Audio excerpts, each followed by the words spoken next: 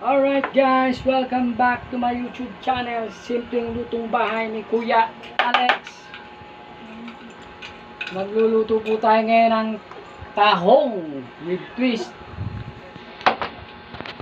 Kasi mamaya nyo malalaman kung bakit with twist. Kasi itong tahong na to, pipretuhin natin yan, pa-fried natin. Papakita ko sa inyo mamaya. Magandang hapon nga pala sa lahat ng mga kabahay natin dyan. Yung mga nagre-ready na ng hapunan ng inyong mga anak at asawa na pauwi galing sa trabaho. Alright. Alright guys, eto nga pala ang ating mga ingredients. Ang talbos ng kamote. Siyempre hindi mawala ang luya, bawang, sibuyas, kalahati lang kasi mamaya nyo malalaman kung bakit konti lang sila. Ito, ang siling haba, kulay green. Gagamit naman tayo ngayon ng tak, ajinamo. Wala muna tayo magic sarap.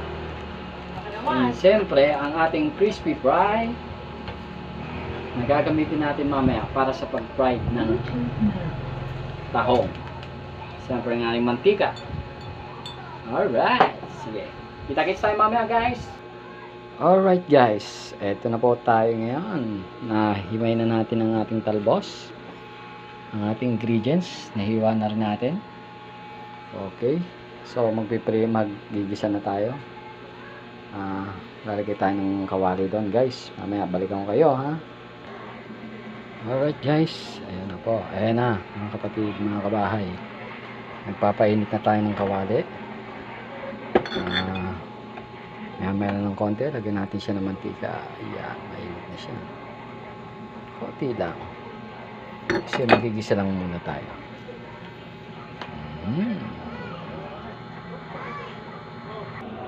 Alright guys, ayan na po.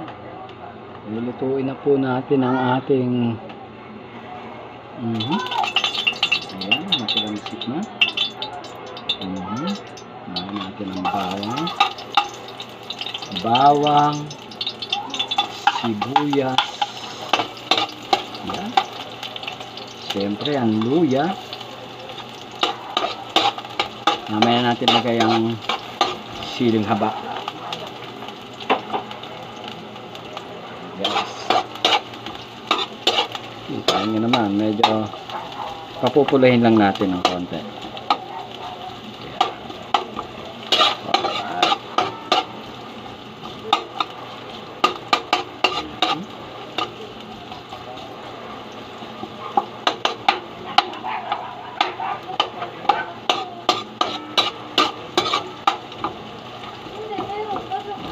Sabay lalagyan natin ng tahong.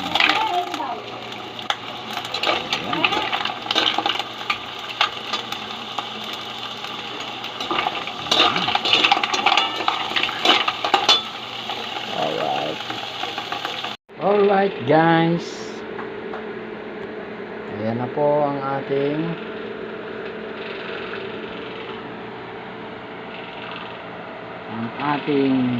tahong, fried tahong. Ito yung sabaw niya kanina, kaya double purpose siya. Nakita niyo yan, simpleng lutong bahay lang ni Kuya Alex. Nagkaroon siya ng sabaw, at the same time nagkaroon ng fried tahong. Ayan, sarap. Thank you po mga kabahay. Alright guys, welcome back ulit. Ayun po, natapos na natin yung luto natin ng tahong. Dual purpose po siya. Ginisa na natin yung talbos para may sabaw. Tapos, at the same time, fried natin siya. Tinanggal natin siya, tapos pinito natin siya. Crispy fried tahong. So, ayan guys. Maraming salamat. Don't forget to like, subscribe, and comment. And click the notification bell para updated kayo sa aking mga bagong video.